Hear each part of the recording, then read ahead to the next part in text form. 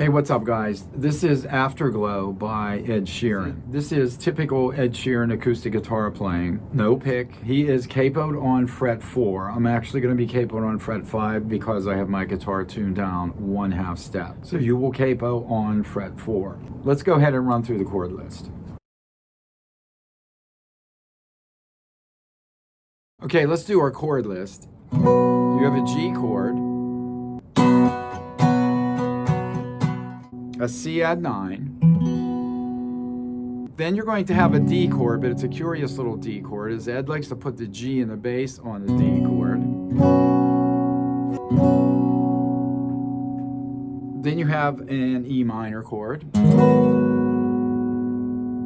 So it's 4 chords. Once again, G, C add 9, a D chord with many times a G in the bass. You have an E minor chord, and then usually back to C. During the E minor chord, typically you would do it, because we're in lockdown position, meaning our 3rd and 4th finger are up on the top 2 strings, 3rd fret. Typically you would do E minor by placing both fingers in position, but most times Ed just is happy to get that 1st finger down there. That way you still get more than enough sound for E minor, and every time he goes to E minor, it's going to resolve to C in typical pop fashion.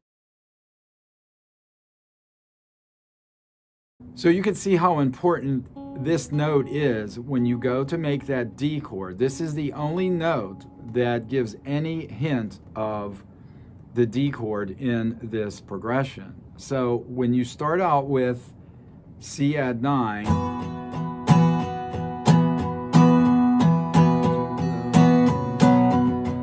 here it comes here.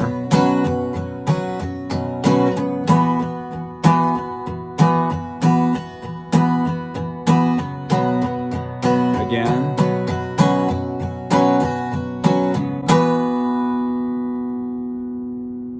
Then you let the last chord ring.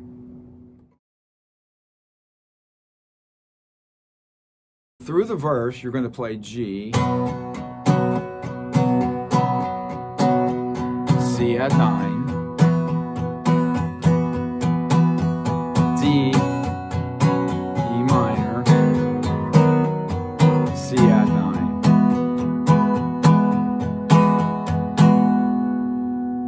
The first verse is played pretty chill in terms of volume, but when he gets to each phrase, he does the up, down, up strum. So it's 1, 2, 3, 1, 2, 3.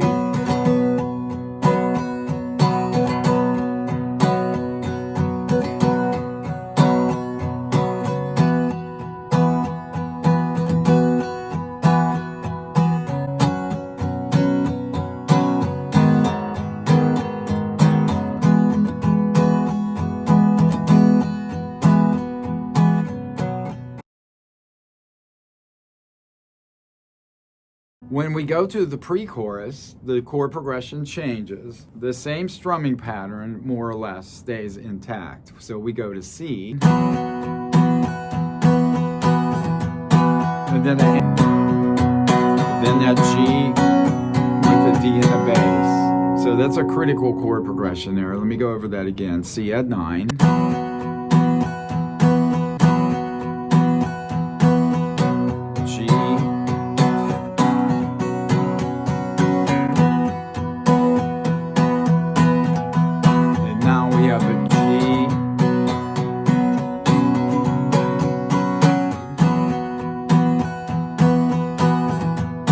And then to end the phrase, G, then that D chord with the G.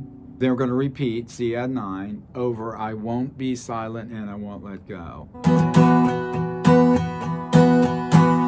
Hold on tighter. D,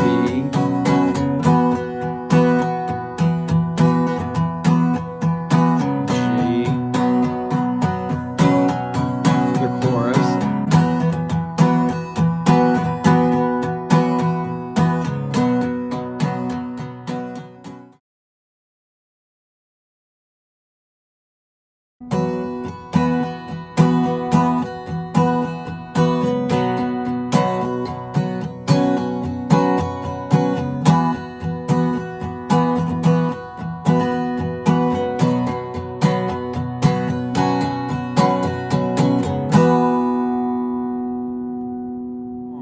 way you put this song together, it's like the verse, pre-chorus, and chorus just flow right together. There's really not a definitive break in between each section.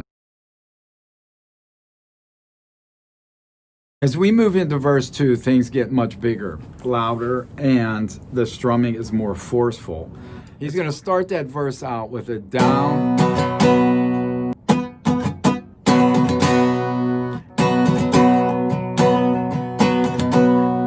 So that strum will be down, down, up, down, right into that G. You hold the G chord. So let me go ahead and play through that second verse. The weather outside's changing.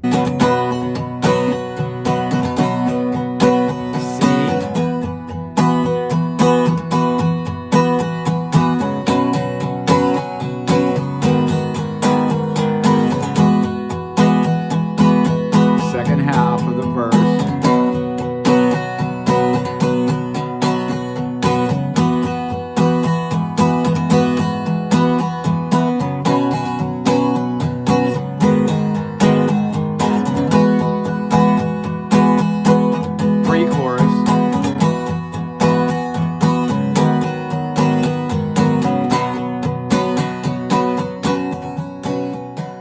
Let me run you through the pre-chorus.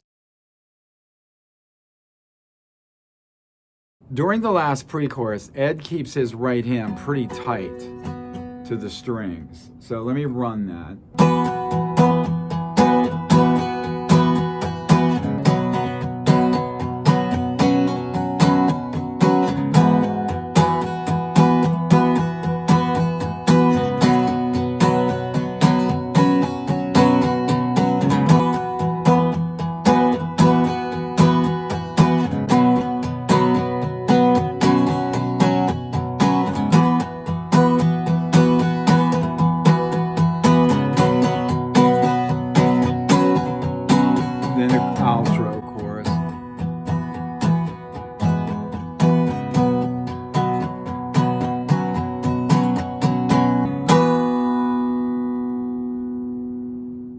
Let me show you the outro chorus. This is, I will hold on to the Afterglow.